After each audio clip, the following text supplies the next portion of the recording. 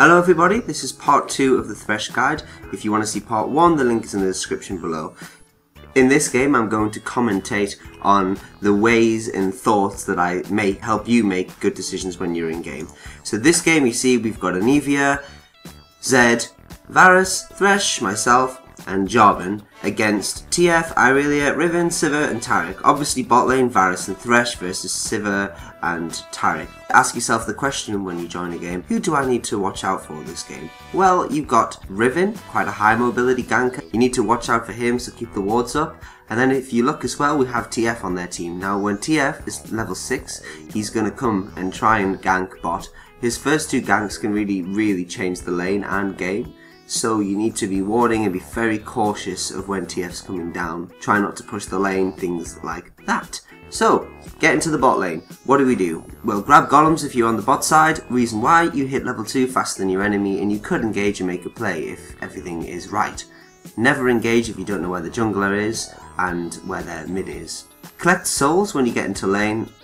Quite a passive sort of level 1 unfortunately. The reason being Taric can stun if I engage, we can't get much. Now you see Jarvan come to gank now. I need to position myself to hook, so I'm running up the side, waiting for the right moment, and then grab. Why did I run up the side? Well, they can't see the grab coming, so it's more likely to hit. There, I actually hit her, I go in, she unfortunately flashes, so I take a little bit of damage, but it's okay because we've burnt her flash and that's a good gank. Use our pots to heal up, keep collecting those souls, and then what you want to try and do is kind of put the lane in a position that you can kind of freeze it and deny XP. So there you see the little pink ward going down in the brush. Not the best place to put it, as you see my warding guide for bot lane, but we've still got the pressure and Taric doesn't have any pink wards, so that's why it's being placed there. Here, Varus gets things. So, you know, when your AD gets stunned, what you want to be doing is trying to lantern him immediately. 1 for the shield, 2 for the possibility that he could click it, especially against people like Caitlyn and Sivir, who, you know, you can sort of dodge some of the damage. So there, again, waiting in the bush, using that vision that I have in the bot brush, that they don't have because of the pink ward, trying to aim hooks. When you grab someone like that and you can sort of E them and knock up and slow them and stuff, you can probably most of the time get a kill. So we go back. Item wise, if you've seen the item builds that I recommend, you'll know why I'm taking this, but again, coming back with the pink ward to keep the pressure up, some potion, and finishing the Philosopher's Stone. So we are in pretty good shape right now for the bot lane, if you don't think so. So what you want to be doing when you've got a little bit of pressure is thinking, okay, how can I, you know, maintain this pressure? We know that now Taric has put a pink ward in that second brush, he's took away the pressure, so we need to kind of try and push out the lane in a moment and try and take it. But we need to obviously be aware that TF, when he's level 6, is going to gank. Now again, you see there that Taric stuns and you put that lantern down, because the lantern is a pretty good form of a shield. It's a good form of sustain, so in lane, use it to save your AD from things that are going to happen, or a little bit of damage, sort of negation, and that's it. For the jungler gank coming now, Jarvan's gank, you'll see that it's a really good practice to put the lantern there and let him click it and run in like that. And that's a really good sort of technique to kind of get a surprise gank and surprise the enemy. And then fortunately I hit the grab on Taric and we get another kill. That's really cool. So again, we have all this pressure now. What are we going to do? Well, we need to keep the pressure in the lane. So I'm putting that pink push down again. Again, that is a very bad place for the pink. Again, if you've seen the warding guide.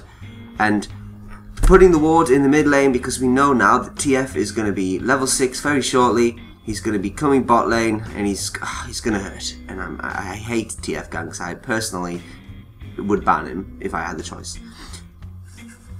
So pushing the lane now when we have these kills is not good, because we're open, like susceptible to ganks, and as well as that, you see Riven coming down there because we're pushing so hard. You can see that it's just, you know, you can see that the advantage that we've got from the kills we can't really use because they're just under their tower, so it's fine. Here, Jarvan goes to invade their blue. I'm completely okay with it, but I have to go and help because we see that Anivia gets quite low and, not good. Fortunately, we're just not able to pick off Riven. He gets away just, and all the time we spend chasing him, it's just not very good. I flash when I got ignited, it's not good anyway. So what's the point of me telling you all of that? Well, when your jungler goes to invade a buff, whether or not it's a good decision or not, for example, if you think you might win it, you should go in and you should try and contest with it. So I went to follow up there. Unfortunately, we kind of got worn down and we couldn't win the fight. So there's not really much you can say about that other than, you know, it was a bad invade. But you had to make those decisions and keep the wards down. And obviously it's just died, so time it and be ready to invade it again next time. The more organized you are, the more kills you're going to get.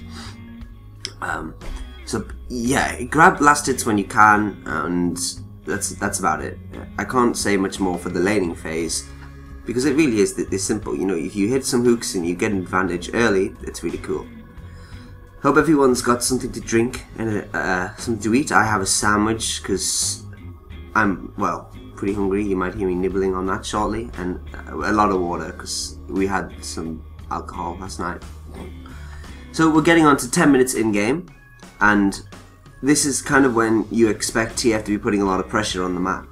Fortunately for us, he's not had the best of mid lanes. He's kind of going even and even with Anivia at the minute, and that's really good for us because it means that, you know, when he's dead, he's not putting pressure, pushing the lane and coming to gank. And a good bonus about Anivia is that she can push the lane equally as fast as TF can, so it kind of stops him from being able to roam, because if he does, Anivia will come and follow after she's pushed. I don't know what that blizzard thing is called. Again, here Taric engages on Varus. I have to stun him, shield him, beg your pardon. Then he dives, so I put my box down to keep them under the tower, and we're able to go 2 for 1 currently, but we see TF's going to come down shortly. So positioning is key when you're about to do this, like stay together with your team. Unfortunately, Sivir gets away, but it's still 2 for 1, it's not a bad trade, and TF ult is down. Now, what you kind of want to do is last hit the minions, but only to a point where you're literally only last hitting. Try and get the minions to stay away from the tower. I call it minion shepherding, like you're a shepherd for the minions, and it just means that they don't get too low before your AD carry can come back, and they don't get to your tower. So yes, your AD might die, but he can still get back to lane and pick up some of those CS, which is really cool. So we're still under our tower and we have this advantage, and it's quite frustrating because we can't use it and all of our summoners are on cooldown. And that's a really fair point to make, that, you know, yes, you're ahead and you want to keep fighting and stuff, but sometimes if you're ahead, it's just better to farm because you're still ahead, you're still going to be ahead, and that's it. I mean, at the moment, we have summoner spells on cooldown. We don't know where their jungler is. You don't want to engage when your summoners are on cooldown unless you know that theirs are on cooldown too or something like that. Like, you need to be thinking about when you engage most, and as a support player, you should be kind of making the calls of when to invade, when not to invade, because your AD is busy last hitting, whereas you're the guy who's looking at the map and you know when it's right. Sometimes ADs think, yeah, this is a really good moment, and they just stop last hitting and they engage, and you've got to be ready to follow up with that. But generally, it's a lot easier for you to engage when you want the when you know it's the right time to do it. So waiting on something like that, I think, yeah, okay, we could engage on Taric now because Jarvan's here. I'm going to throw my lantern out to him when it's up. Oh no, I'm not. I'm going to shield Varus instead. But basically, like, now you see the position of the lane, like we're ahead, we've frozen it, but it is pushing in the direction. Like, it's not fortunate. You should try and kind of keep as much space as possible. Here we go on Sivir. She uses her spell shield on my box, and unfortunately they can kind of turn this and start fighting, so I'm using everything I can to just knock them away of the direction of my AD. I'm able to get away just before Taric stuns back off cooldown. And this is another fair point. You should always count the cooldowns of the enemy's stun. The more you play support, the more you'll know the cooldowns of different things, but generally for bot lane, like, you're looking anything from like 10 to 20 seconds for a stun or a grab, like by Blitzcrank Thresh or Taric, stuff like that.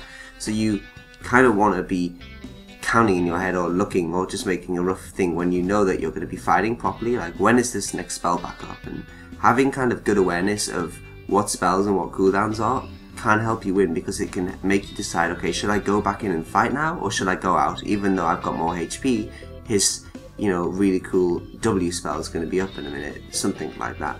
So this is a really interesting fight. You see that I'm able to put my shield on Varus straight away, and we're diving. TF is going to ult on top of this tower, and I'm left with Sivir. Now I take Tara aggro, and you see that TF comes in and stuns me. Now I run to the left. I do this to get away from the tower as much as I can. I tank the tower for the team because I'm the support, that's my job. And this is just a funny fight, like I'm able to somehow survive using my crowd control to stop Sivir killing me and get out. And it's a really cool fight, like, you know, we totally won that and we got a tower too.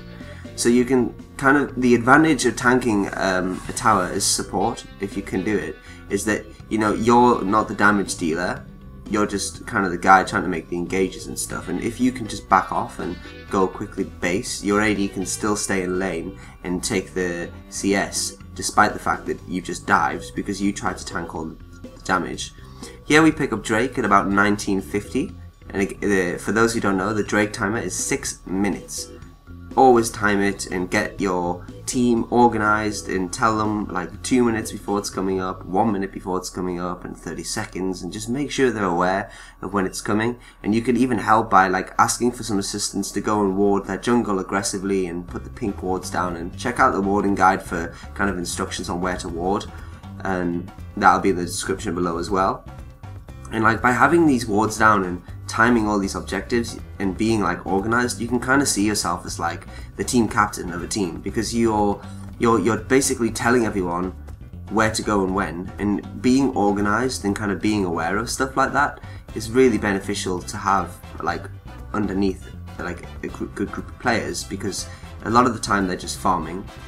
This is an interesting fight again because you see that it's just basically 5 people on top of each other with the Jarvan ult. So I drop my box and we kind of just hope, like, I'm trying my best to protect the AD carry, like after we've kind of spread out a little bit. Unfortunately, it's not that possible with Riven based on the cooldowns I've got. So I'm able to help Jarvan get out with the lantern, go back in and control Irelia, and we think, yeah, we can kill him. I don't want to take the kill, so I'm a little bit hesitant, so I miss my E there. And I think, oh shit, he could die now, so we actually have to do some hardcore fighting. And, you know, I risk taking the kill then. Fortunately, Zed picks it up. We win the fight. Unfortunately, it was just like 5 players who just crashed into each other just like that. I put a ward on their blue because I see it's up, and you can guess that it's going to be up around 23. I mean, you can say 7 minutes, 12 minutes, 17 minutes, 22 minutes, you know, like it's a common time for it to spawn around 23 minutes, so there's another team fight breaking out. I'm gonna have to protect Irelia because she's the most important. Trying to hit all my my hooks and stuff on Riven and knock them away, and just managed to save her there from the last Taric auto attack using my E. So your Flay, it's a brilliant spell for kind of just making clutch plays like that, because it puts a slow on them and also knocks them back, so you can use it to run away like you've seen many times in this game. Use it to follow up when you've hit a hook and knock them towards your team. You can even like box on top of people, like I've explained in part 1 of the guide. Remember where I said 25 minutes for the Drake? You can see all the wards are down, you can see that the team's there and organised for it, and we take it pretty much as soon as it spawns. Now you're looking at about 32 minutes, and having this is like 1,000 gold lead. And you can see the gold lead on our team now is pretty substantial. Obviously having towers is a major factor, but another team fight breaks out. What have I got to do? You've got to protect Varus. So this is a very interesting fight because my box placement is literally like a Janna ult for Varus. I go in and I put my lantern on him because I'm like, shit's going down. Unfortunately, we all kind of cluster up again, so I put my box kind of just on Jarvan's ult, but just so Varus is outside of it. This means that anyone who wants to pass through the box to get to Varus or your AD carry have to actually pass the box. And to get to the AD carry, they have to go through the box, and they're going to be slowed, helping your AD kite. So if you can put your box, you know, onto their bruises or whatever when they're trying to get to your carry, it does help so much. For those of you that are still here watching, I'm proud of you. Well done, you've made it through to the full Thresh guide. Go and practice him. Please be a better Thresh player. It'll be amazing. You'll feel the rewards really quickly. Make sure you check out part 1 though for the other tips. I'm sorry if it's gone on a little bit or there's lots of improvements that can be made, but why don't you leave a comment below saying what would have been better or what would have been different, because it is my first commentary. It's quite a difficult thing to do because you're just talking about a game and you've got to kind of explain everything, but I've enjoyed doing it. Make sure you click the thumbs up button if you did learn something, and subscribe for the future content and everything that sort of is relevant to me, really. Have a good day. See you later, guys.